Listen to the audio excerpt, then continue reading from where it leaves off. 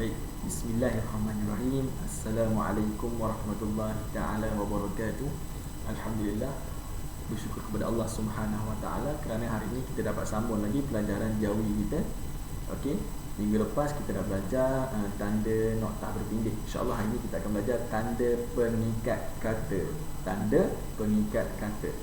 Baik, kita bagi pada fungsi yang pertama. Fungsi tanda pengikat kata yang pertama, tanda mengapit cakap ajuk dan petikan langsung.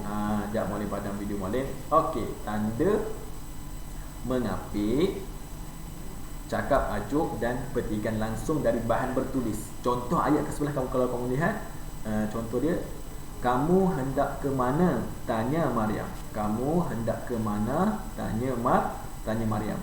Okey, baik. Nampak tak dia gunakan tanda pengikat kata ni untuk buat pada ni ayat yang telah disebut oleh Maryam. Okey, baik. Kita bagi yang fungsi yang kedua. Baik, fungsi yang kedua. Okey, tanda mengapit istilah yang mempunyai erti khusus.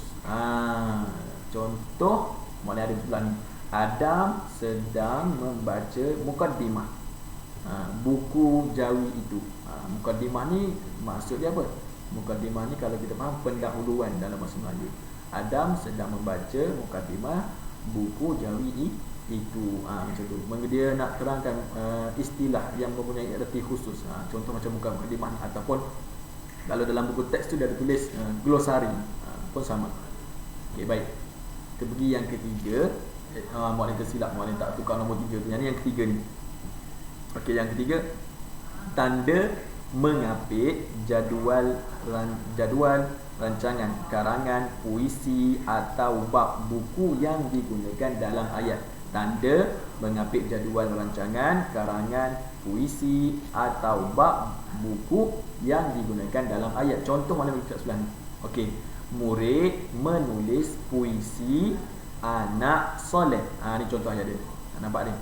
Dia menggunakan tanda pengikat kata untuk terangkan judul ataupun tajuk bagi puisi tersebut.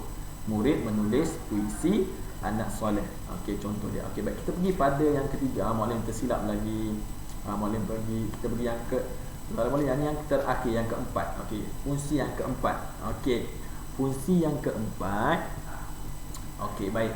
Fungsi yang keempat, tanda petik tunggal digunakan pada ayat yang sudah diapit oleh tanda pengikat kata. Maknanya dalam tanda pengikat kata tu ada lagi tanda petik tunggal, nama dia tanda petik tunggal, digunakan pada ayat yang sudah diapit oleh tanda pengikat kata. Contoh, kawan-kawan baca, rujuklah buku panduan solat. Nampak ni dia guna tanda petik tunggal.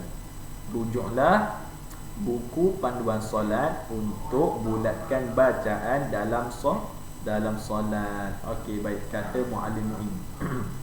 Nampak tu. Okey, baik. Dia ada tanda pengikat kata mula-mula sampailah habis ayat ni dalam solat. Kalau tak ada kat sini, boleh tinggal kat sini. Ada tulis tanda pengikat kata kat sini. Okey, baik. Okey, jadinya kita ulang kaji balik daripada mula. Okey, yang pertama, hari ini kita belajar tanda pengikat kata. Okey, yang pertama, fungsi dia tanda mengapit cakap ajuk dan petikan langsung daripada bahan bertulis. Kedua, tanda mengapit istilah yang mempunyai erti khusus. Okey, yang ketiga, tanda mengapit judul rancangan, karangan, puisi atau bab buku yang digunakan dalam ayat. Yang keempat, tanda petik tunggal digunakan pada ayat yang sudah diapit oleh tanda pengikat kata. Baik, okey, terima kasih.